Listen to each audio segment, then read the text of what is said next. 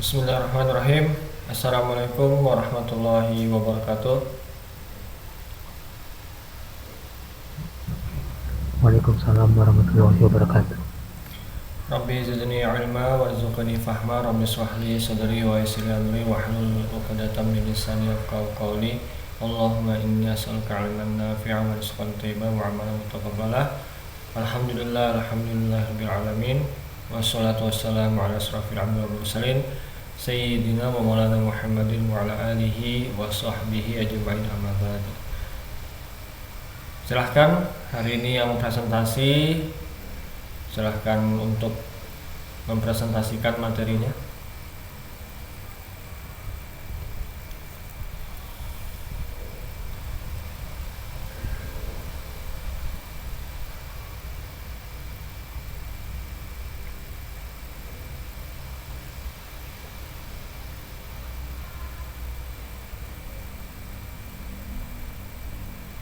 Yang presentasi siapa ya? Mas Fatir. Saya Pak. Ya,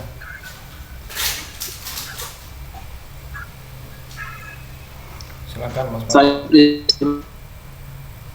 oke Pak.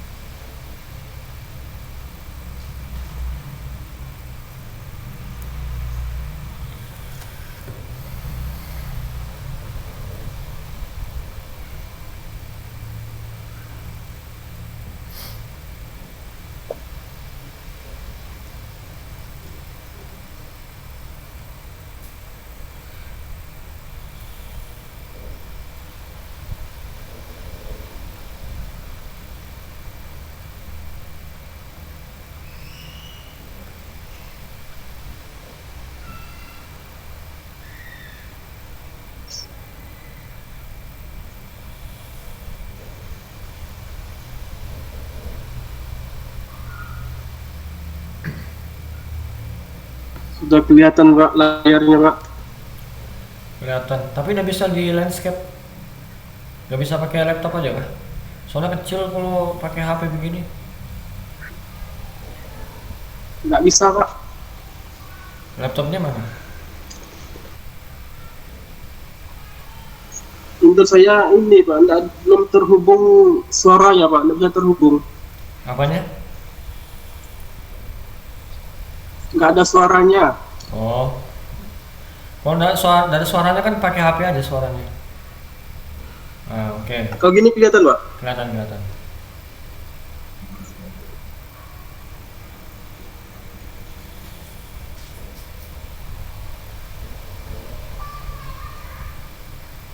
Assalamualaikum warahmatullahi wabarakatuh. Waalaikumsalam Selamat malam. warahmatullahi wabarakatuh.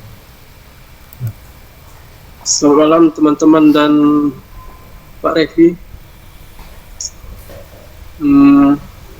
Kali ini saya akan mempresentasikan tentang desain interface pengguna berbasis web dan mobile.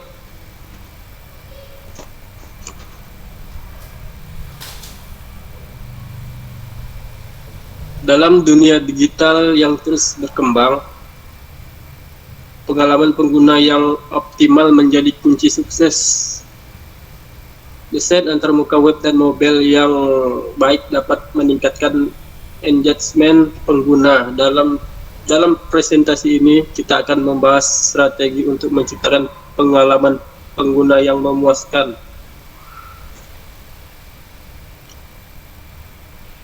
Gambaran umum tentang desain antarmuka pengguna. Desain antarmuka pengguna merupakan bagian integral dari pengembangan produk perangkat lunak atau situs web. Tujuan utamanya adalah menciptakan pengalaman pengguna yang baik dan memastikan interaksi yang efisien antara pengguna dan sistem.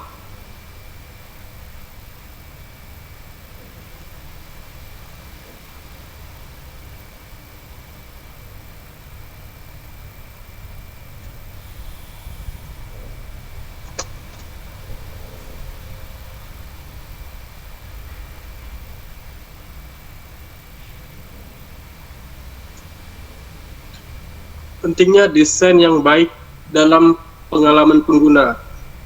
Desain yang baik dalam pengalaman pengguna UX menjadi kunci untuk meningkatkan kepuasan, efisiensi, dan keterlibatan pengguna dalam menggunakan produk atau layanan.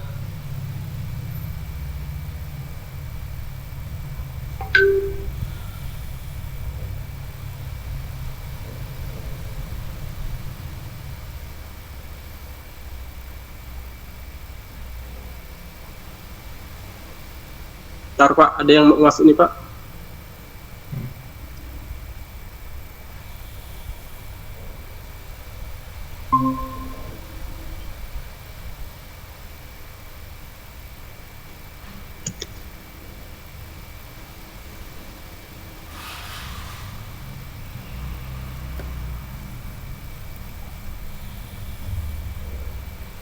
Prinsip desain UI dan atau UX.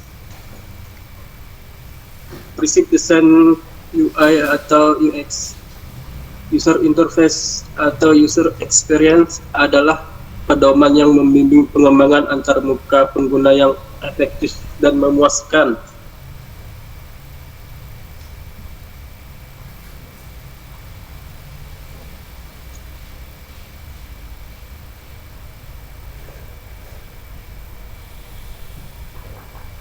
Berikut adalah prinsip dasar yang sering diikuti dalam desain UI atau UX. Pertama, kesederhanaan. Maksudnya ialah desain harus sederhana dan mudah dimengerti.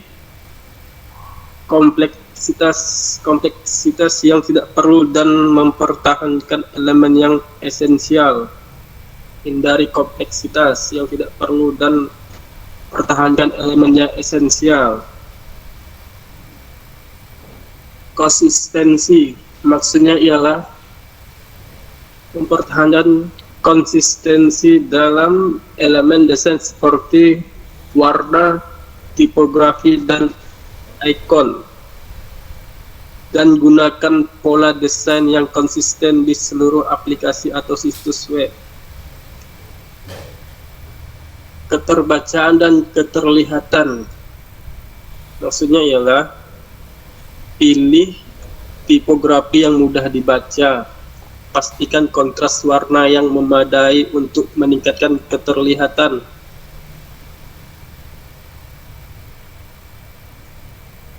Responsif, maksudnya desain harus responsif dan dapat beradaptasi dengan berbagai ukuran layar dan perangkat. Tata letak yang baik untuk desktop, tablet, dan perangkat mobile. Navigasi intuitif,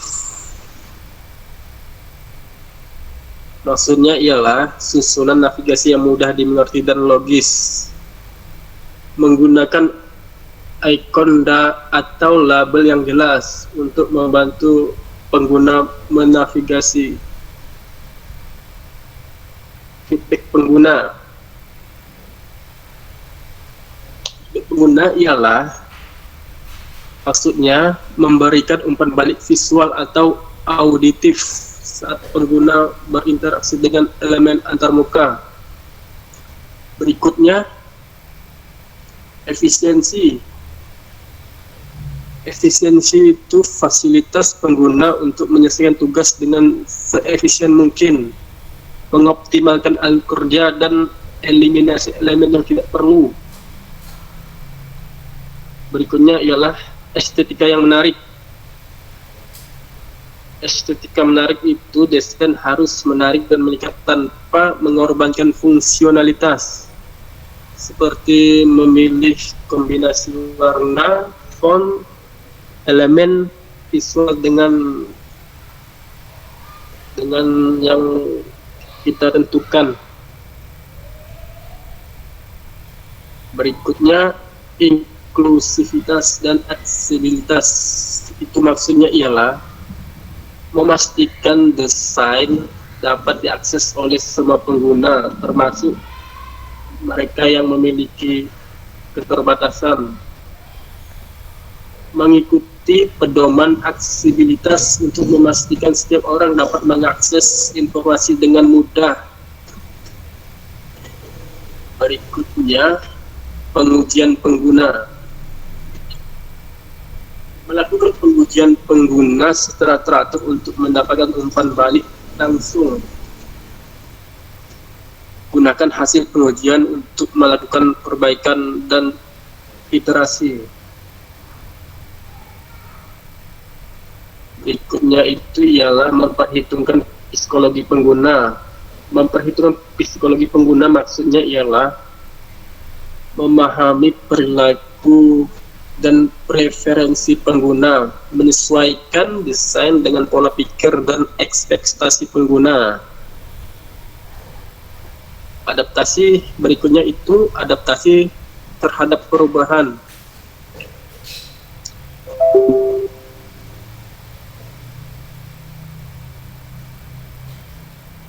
Adaptasi terhadap perubahan maksudnya desain harus fleksibel dan dapat beradaptasi dengan perubahan kebutuhan pengguna atau perubahan di industri. Penerapan prinsip-prinsip ini dapat membantu menciptakan antarmuka pengguna yang efektif, menyenangkan, dan dapat diandalkan, meningkatkan pengalaman pengguna secara keseluruhan. Next.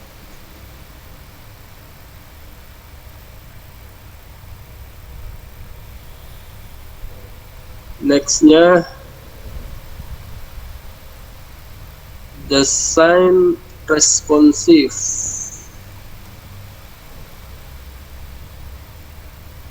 Desain responsif adalah pendekatan dalam pengembangan web atau aplikasi yang memungkinkan antarmuka pengguna menyesuaikan diri secara otomatis dengan berbagai ukuran layar dan perangkat mobile dan atau website.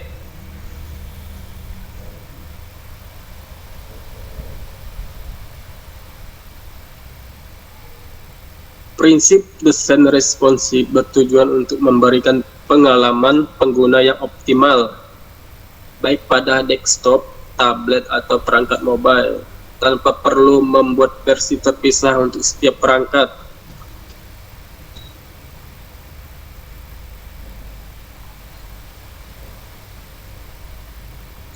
Berikut penerapan desain responsif melibatkan apa saja. Yang pertama itu tata letak fleksibel. Maksudnya ialah menggunakan unit pengukuran yang relatif seperti persen daripada pixel untuk elemen tata letak. Juga menggunakan grid dan tata letak fleksibel untuk menyesuaikan konten dengan berbagai ukuran layar. Media queries maksudnya menggunakan media queries dalam kode CSS untuk menentukan gaya atau tata letak berdasarkan karakteristik perangkat seperti lebar layar, tinggi layar, atau orientasi.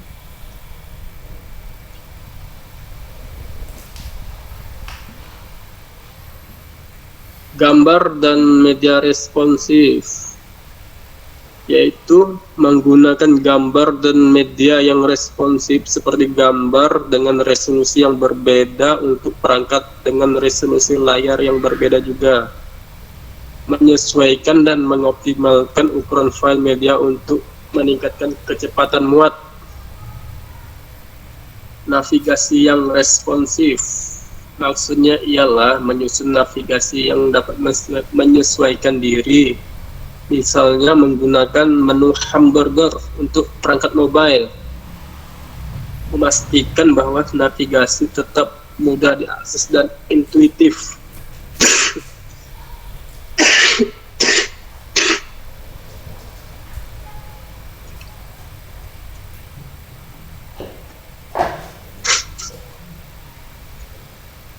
Berikutnya teman-teman, fleksibilitas Tifofont, yaitu menggunakan unit pengukuran fleksibel untuk ukuran font sehingga dapat diubah sesuai dengan ukuran layar. Berikutnya, uji cross browser dan cross platform, yakni menguji desain responsif di berbagai browser dan perangkat untuk memastikan konsistensi dan kinerja yang baik. Keuntungan desain responsif termasuk peningkatan pengalaman pengguna, penjangkauan pengguna yang lebih luas, dan pengurangan kebutuhan pengelolaan konten ganda. Dengan desain responsif, situs web atau aplikasi dapat merespon dengan baik terhadap perubahan lingkungan perangkat, memberikan konsistensi visual dan fungsionalitas tanpa mengorbankan kualitas pengalaman pengguna. Next, berikut ini adalah contoh gambar untuk desain responsif.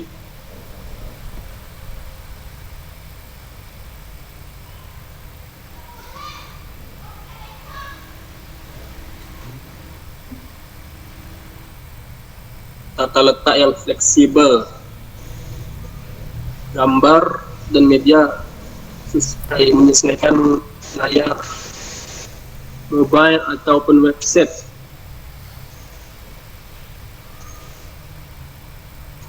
Next, antarmuka web adalah titik kontak antara pengguna dan aplikasi atau situs web. Ini mencakup elemen-elemen yang memungkinkan pengguna berinteraksi dengan informasi atau layanan yang disediakan melalui internet. Antarmuka web dapat mencakup berbagai elemen, termasuk elemen visual, navigasi, formulir, dan fitur interaktif.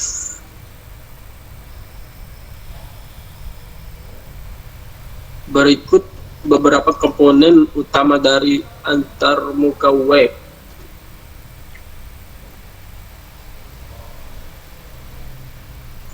Elemen visual, yaitu komponen ini merupakan tata letak atau layout sebuah halaman,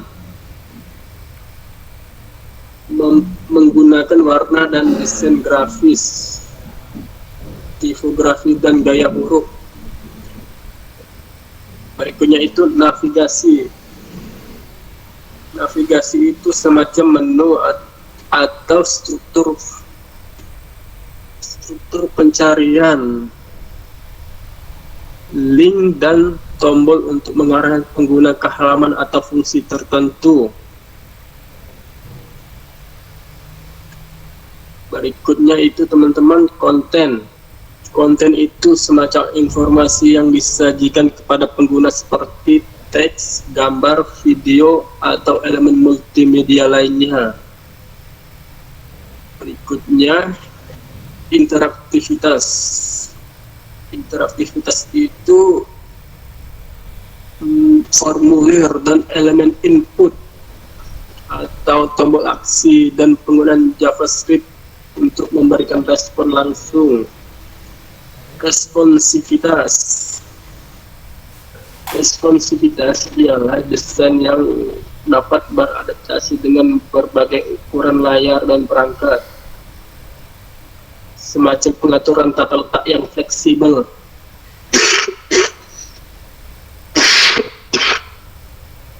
Berikutnya itu teman-teman, aksesibilitas. aksesibilitas itu ialah desain yang memperhitungkan kebutuhan pengguna dengan keterbatasan struktur dan deskripsi yang baik untuk pembaca pada layar. Pengalaman pengguna, user experience, UX, itu pengoptimalan alur kerja untuk pengalaman yang intuitif, seperti umpan balik visual untuk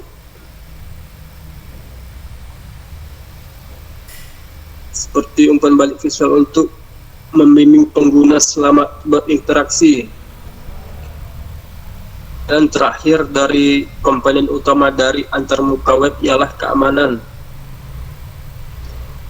Keamanan itu harusnya berisi perlindungan terhadap ancaman keamanan seperti serangan cyber, menggunakan protokol keamanan seperti HTTPS.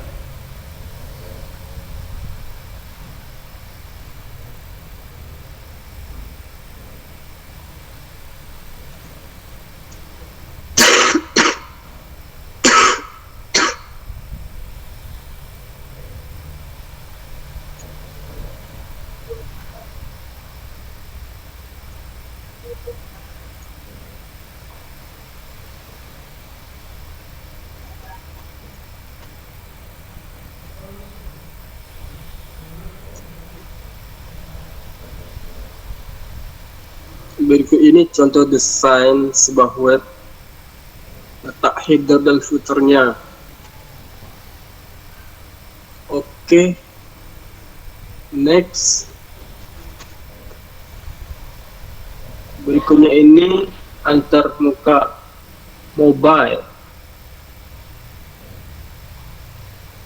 Antarmuka mobile ialah merujuk pada desain dan tata letak yang dikhususkan untuk perangkat bergerak seperti smartphone dan tablet. Ini adalah bagian penting dari pengembangan aplikasi atau situs web yang dapat diakses melalui perangkat seluler. Antarmuka mobile mencakup elemen-elemen yang dirancang untuk menyajikan informasi dengan efisien dan mudah diakses pada layar yang lebih kecil.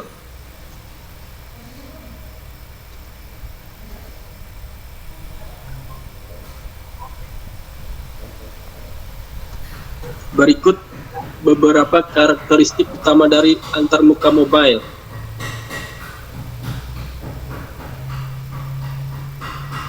Yang pertama itu responsivitas. Maksudnya ialah desain yang dapat menyesuaikan diri dengan berbagai ukuran layar dan orientasi, baik dalam mode portrait maupun landscape. Berikutnya itu navigasi yang disesuaikan, yaitu menu dan navigasi yang dioptimalkan untuk layar sentuh. Penggunaan menu tersembunyi atau hamburger menu untuk menghemat ruang layar. Berikutnya itu elemen interaktif. Elemen interaktif itu ialah tombol dan elemen interaktif yang cukup besar dan mudah diakses dengan sentuhan jari. Penggunaan gestur dan swipe untuk interaksi intuitif. Berikutnya penggunaan ikon dan gambar. Ikon yang jelas dan mudah dikenali, menggunakan gambar yang dioptimalkan untuk kecepatan muat yang cepat. Formulir yang efisien. Maksudnya ialah formulir yang dioptimalkan untuk pengisian dengan layar sentuh menggunakan pilihan seperti pilih drop down atau kalender yang mudah diakses. Berikutnya itu pengalaman offline. Pengalaman offline maksudnya dukungan untuk operasi offline dan penyimpanan lokal untuk meningkatkan pengalaman pengguna ketika tidak ada koneksi internet. Aksesibilitas ialah desain yang memperhitungkan kebutuhan pengguna dengan keterbatasan visual atau motorik. Penggunaan kontras warna yang memadai dapat diperhitungkan dalam karakteristik utama dari antarmuka mobile. Pengoptimalan kinerja.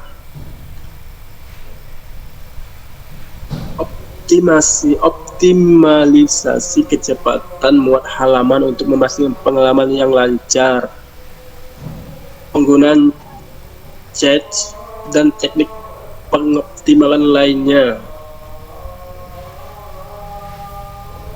Penggunaan notifikasi. Penggunaan notifikasi yang bijaksana dan sesuai dengan kebutuhan untuk memperingatkan pengguna akan pemberitahuan yang masuk pada sebuah mobile atau website. Berikutnya itu keterlibatan pengguna. Keterlibatan pengguna maksudnya fokus pada elemen dan fitur yang penting untuk pengalaman seluler.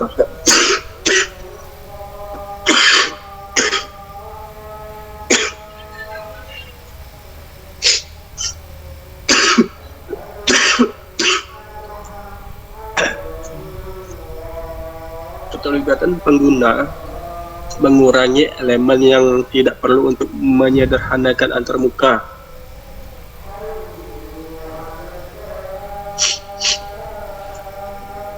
Antarmuka mobile harus dirancang agar mudah digunakan di lingkungan seluler, digunakan pada sebuah seluler yang berbeda dan menyediakan pengalaman yang efisien tanpa kehilangan fungsi utama.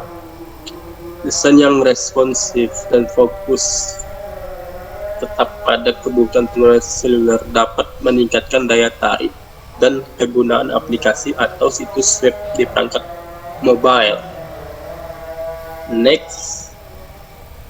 Nextnya itu ialah warna dan tipografi.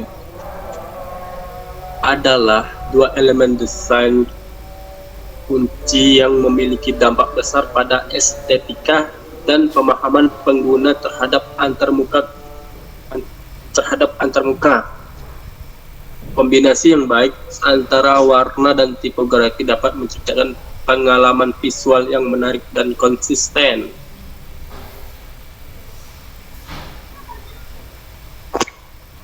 Berikut adalah beberapa poin penting mengenai warna dalam sebuah desain. Konsistensi warna maksudnya ialah memilih warna yang konsisten dengan merek atau tema yang sedang kita kerjakan atau yang sedang kita buat, dan menggunakan warna yang memiliki hubungan visual atau makna yang sesuai. Berikutnya itu kontras warna. Pastikan kontras yang memadai antara teks dan latar belakang untuk meningkatkan agar menyesuaikan penglihatan pembaca. Menggunakan warna kontras untuk menyoroti elemen-elemen yang penting. pentingnya pemilihan warna yang sesuai. Untuk itu, ketahui psikologi warna dan cara warna dapat mempengaruhi perasaan dan tindakan pengguna. Gunakan warna tertentu untuk menekankan informasi atau memicu respon emosional. Desain selanjutnya yaitu desain responsif warna. Pastikan desain dapat terlihat dengan baik dalam mode malam atau mode cahaya rendah atau mode siang. Perhatian juga bagaimana warna berubah pada layar dengan resolusi atau tata letak yang berbeda. Tipografi merujuk pada seni dan teknik pemilihan dan penyusunan huruf dan karakter untuk menciptakan desain teks yang efektif.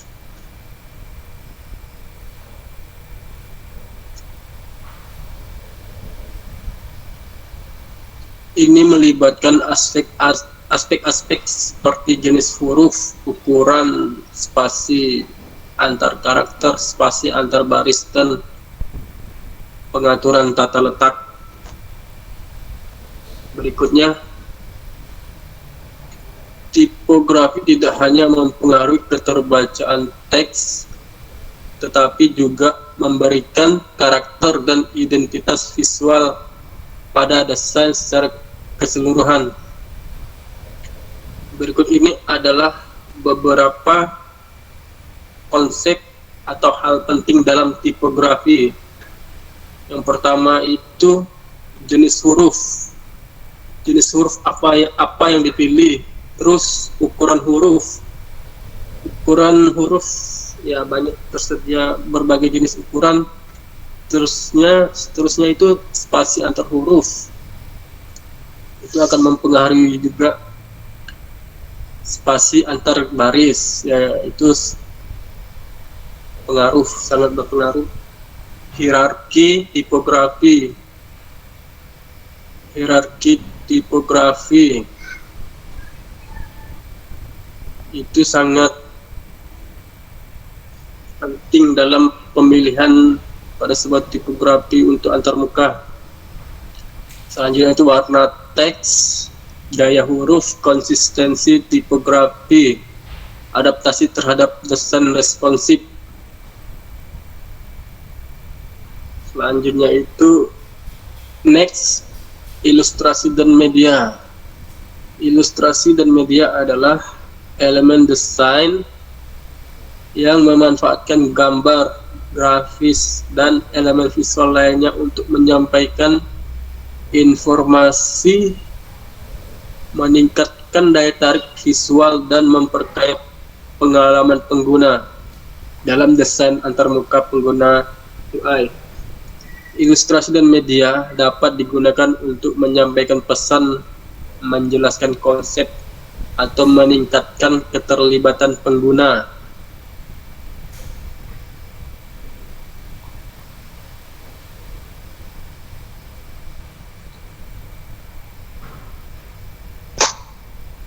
Next, berikut adalah beberapa aspek penting dari ilustrasi dan multimedia dalam desain.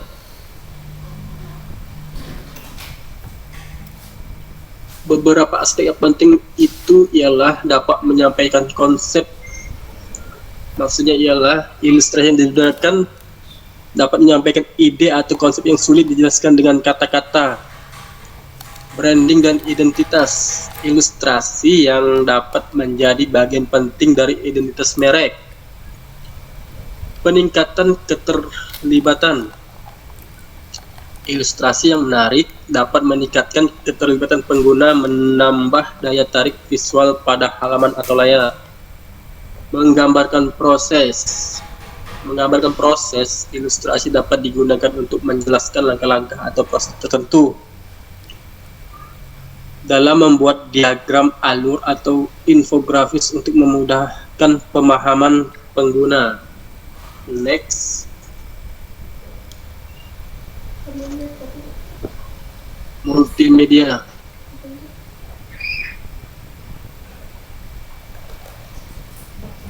aspek penting dari ilustrasi dan multimedia dalam desain ialah video. Penggunaan video dapat memberikan informasi, menjelaskan produk atau menyajikan tutorial. Audio dapat meningkatkan dimensi pengalaman dengan suara yang sesuai, menggunakan elemen audio untuk memberikan narasi, panduan, atau efek suara. Menggunakan animasi.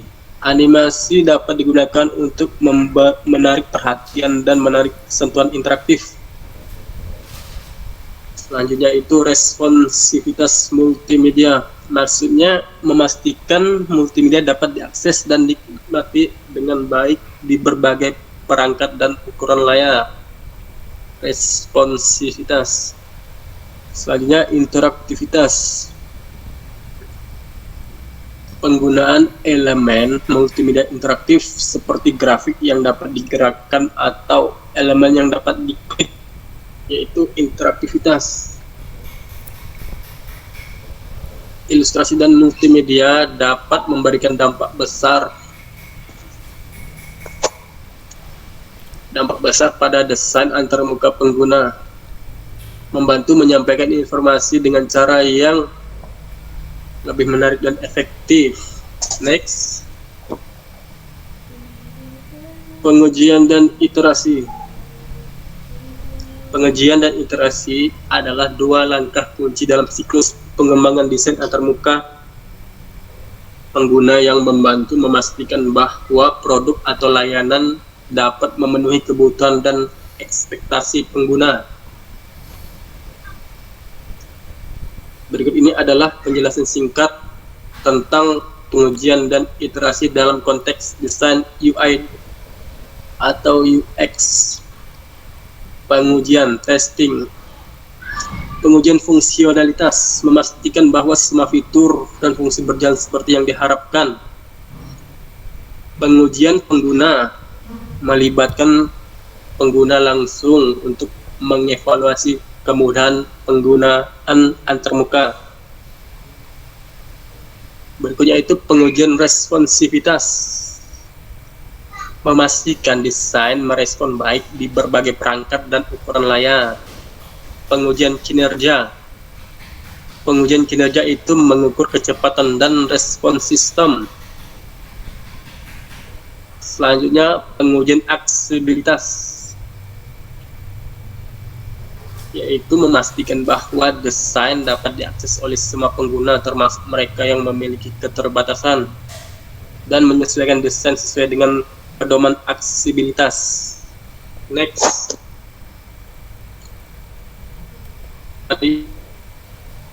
kemudian atau testing. Sekarang ini iterasi.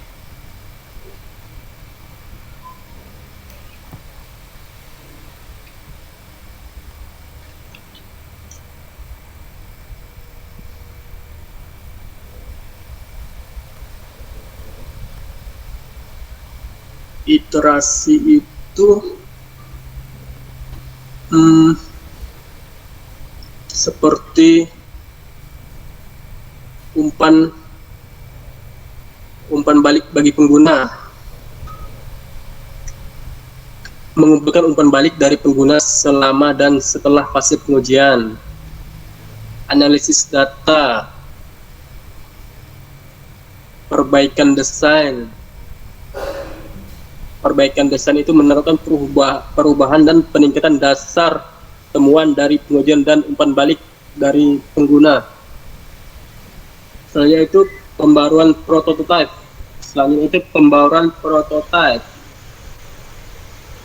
Mengganti prototipe atau model dengan desain dengan versi yang diperbarui.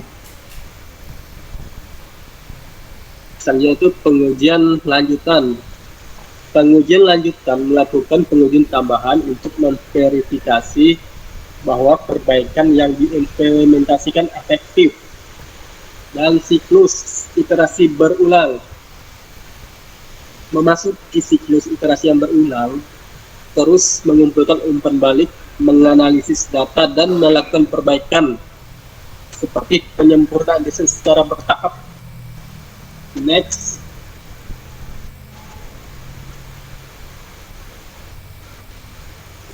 Selanjutnya itu studi kasus.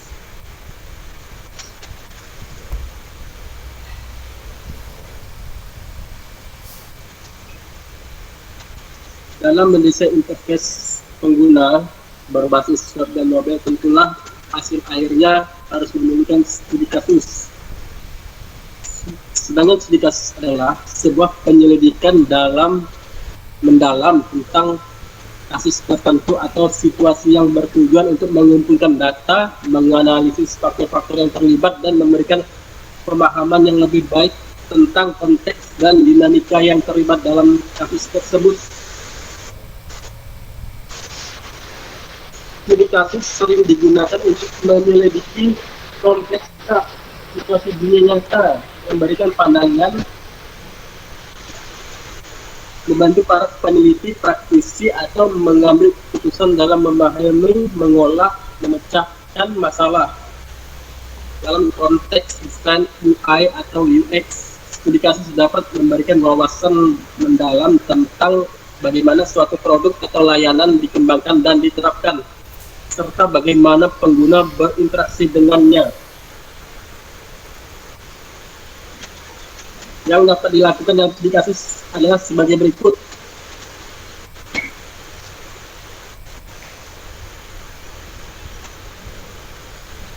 Fokus pada kasus tertentu. Maksudnya itu studi kasus terpusat pada satu kasus atau situasi spesifik untuk memahami secara mendalam tentang keadaan, proses, atau fenomena yang terlibat. Pengumpulan data kuantitatif.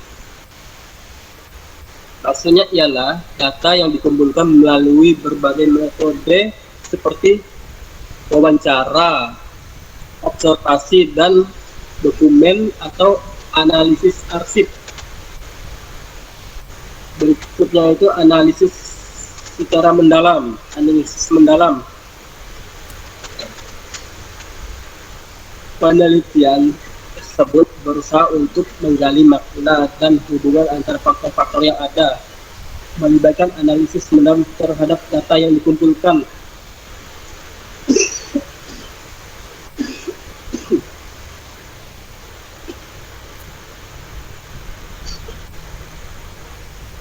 Pendekatan kontekstual, yaitu memperhitungkan konteks luas dan faktor-faktor lingkungan, menyelidiki bagaimana variabel-variabel tertentu berinteraksi dan mempengaruhi hasil. Relevansi teoritis dapat memberikan kontribusi terhadap literatur atau teori yang lebih luas dalam sebuah studi kasus. Pemahaman proses dan dinamika, yaitu menggali proses yang terjadi dalam kasus dan dinamika yang mungkin mempengaruhi perkembangan dalam studi kasus. Desain interface.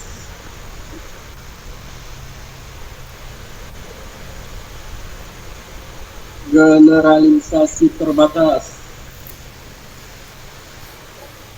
yaitu memberikan wawasan yang berharga dari studi kasus pada kasus tertentu yang diteliti.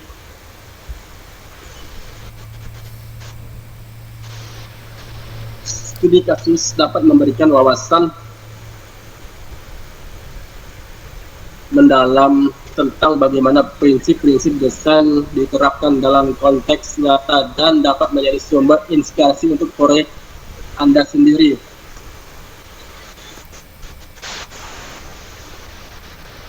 Dan di kesimpulan, dalam presentasi ini kita telah mengeksplorasi beberapa poin kunci terkait desain antarmuka pengguna UI dan UX dan prinsip-prinsip yang membentuk pengalaman pengguna yang baik. beberapa poin utama semoga dapat diambil sebagai kesimpulan dan dapat menjadi dorongan untuk menerapkan prinsip-prinsip desain ini dalam proyek kita nantinya. Sekian dan terima kasih. Assalamualaikum warahmatullahi wabarakatuh. Jika ada yang ingin ditanyakan silahkan teman-teman dan Pak Revi. Waalaikumsalam warahmatullahi wabarakatuh. Silakan teman-teman dulu kalau ada yang ingin ditanyakan.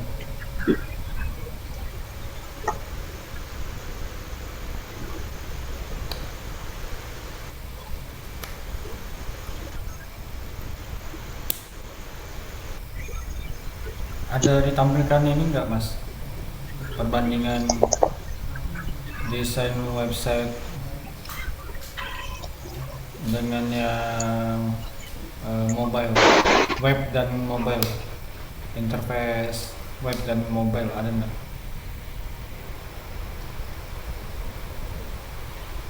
Ada enggak ditampilkan? Gimana Pak?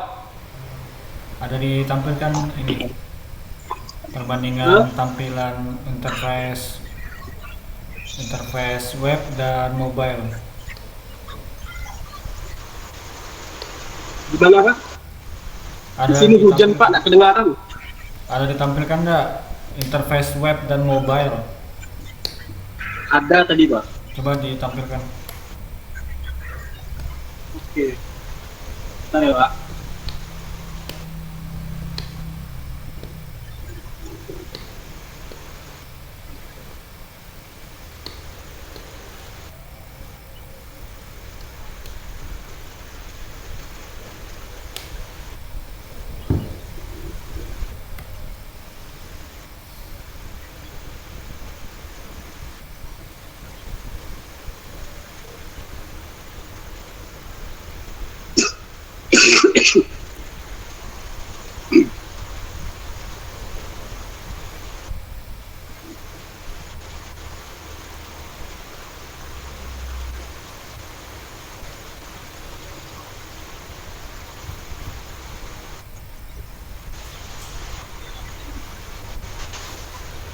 Ini Pak.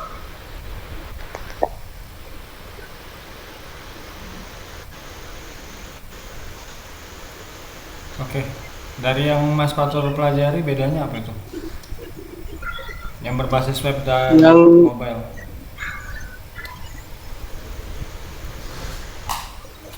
Perbedaannya itu Pak, kalau yang mobile itu seperti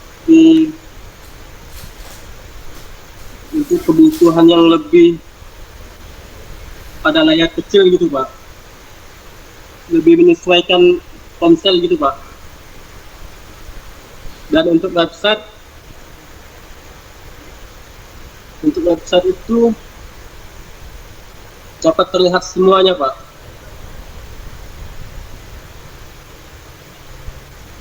Dapat terlihat semua yang berita-berita yang disajikan secara menyeluruh. Begitu Pak. Lebih responsif mana, mobile atau web? Web Pak. Web ya, yakin? Web. Iya Pak, yakin Pak. Kalau menurut Mas Fatur lebih direkomendasikan untuk tampilan web atau mobile? Gimana Pak? Menurut Mas Fatur lebih merekomendasikan tampilan website atau tampilan mobile? Website sih Pak. Website ya. Kalau Mas Fatur sendiri Website. lebih sering memakai berbasis web atau mobile? Kalau aplikasi atau software lebih sering pakai yang mana? Sering kedua-duanya sih Pak. Kadang mobile, kadang ada juga pakai yang website. Tergantung tergantung medianya Pak. Kalau di HP gitu ya kita pakai yang mobile gitu aplikasinya. Kalau di laptop atau komputer yang WhatsApp itu Pak. Kalau desain intuitif itu maksudnya bagaimana ya? Kalau desain intuitif itu? Di- Desain intuitif Pak. Ya,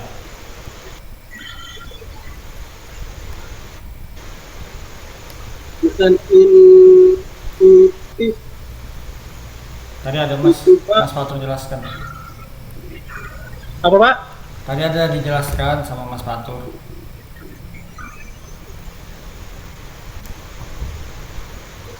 Desain intuitif itu mengacu pada kemampuan suatu antarmuka pengguna atau produk untuk dipahami dan digunakan dengan mudah, Pak. Intuitif, Pak. Coba diulangi. Desain intuitif itu, Pak, untuk kemampuan suatu antarmuka pengguna atau produk agar lebih mudah digunakan dan dipahami gitu, Pak. Intuitif. Itu intuitif, Ya, Pak, intuitif, Pak. bukan responsibel. Intuitif itu, Pak. Intuitif ya. Apa bedanya intuitif dengan intuisi? Intuisi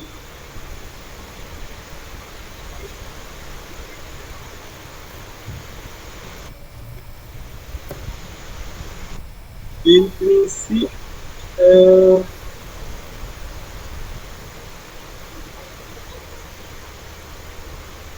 intuisi itu Pak seperti spontanitas Pak, spontanitas atau kesan kesan instan ketika melihat suatu produk Pak, suatu website atau website antarmuka gitu Pak.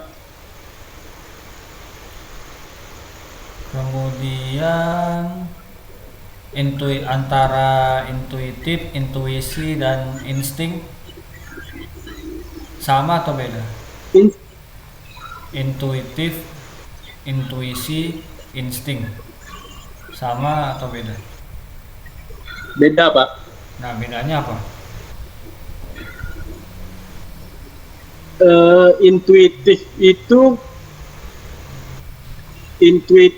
Intuitif itu tuh mengacu pada kemampuan pengguna untuk untuk memahami produk yang digunakan tanpa banyak instruksi atau panduan Pak.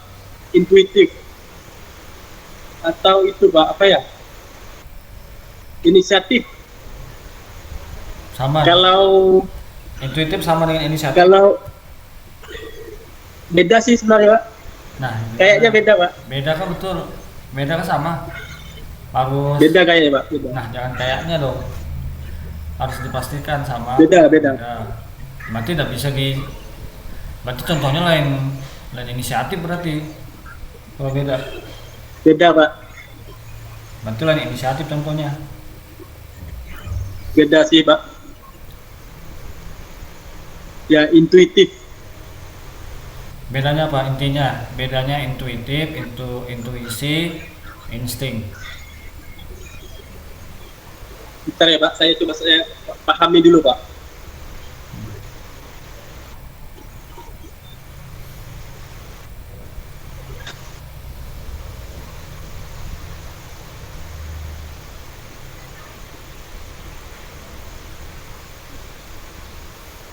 Teman-teman yang lain kalau bisa menjelaskan boleh, silahkan dibantu.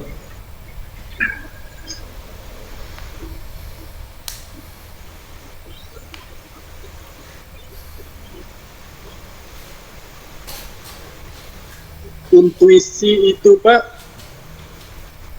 bedanya dengan intuitif itu kan, intuitif itu kemudahan dalam memahami suatu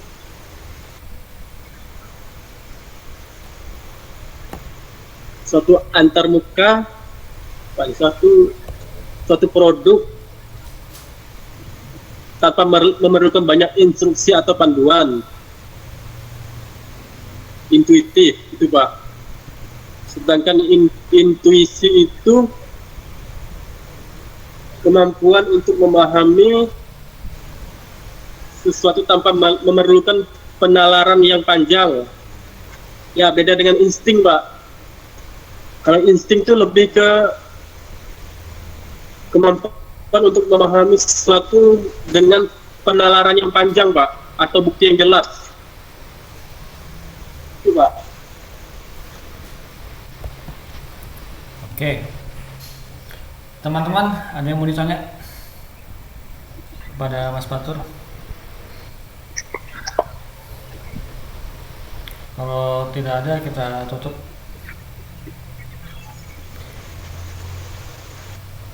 Untuk kedepannya, saran saya, teman-teman yang bertugas presentasi lebih dikuasai lagi materinya. Jika ada istilah-istilah yang teman-teman tidak tahu, silahkan dicari tahu apa maksudnya, apa pengertiannya, dan jelaskan dengan bahasa yang mudah dipahami.